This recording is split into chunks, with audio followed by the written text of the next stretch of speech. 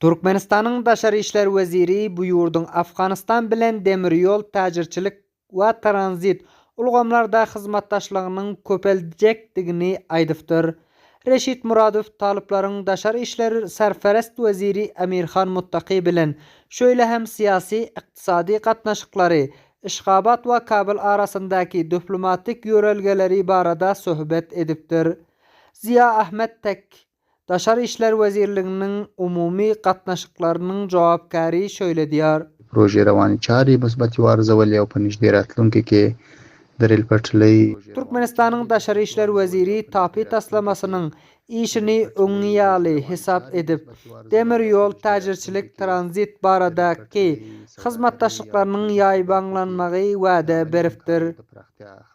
Ýene bir tarapdan Heratyň walysy Türkmenistana safar edip, Mar welaýatynyň walysy bilen enerji, transport, mermer daşyny daşara çykarmak ulgamlarda hyzmatdaşlyk etmek barada söhbet edip, bu hyzmatdaşlyklaryň güýjelmegini nyktapdyr.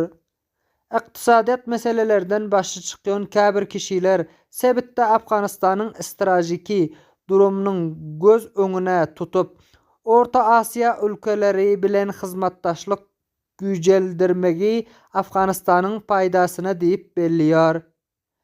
Iqtisadiyat meselelerden başy çykýan Muhammed Nebi Afgan şöyle diýär. Лидешта фирсатунun ya imkanatuna bayda istifada okuwas.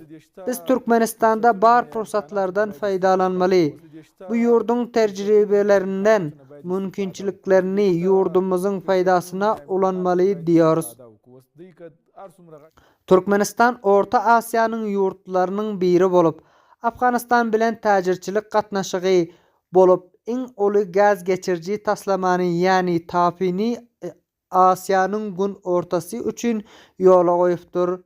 Şu wagtda çelli bu taslamanyň işi Afganistanyň topragynda 14 kilometr öňe gidipdir. T24 habarçysy Abdurrahim Kerimi.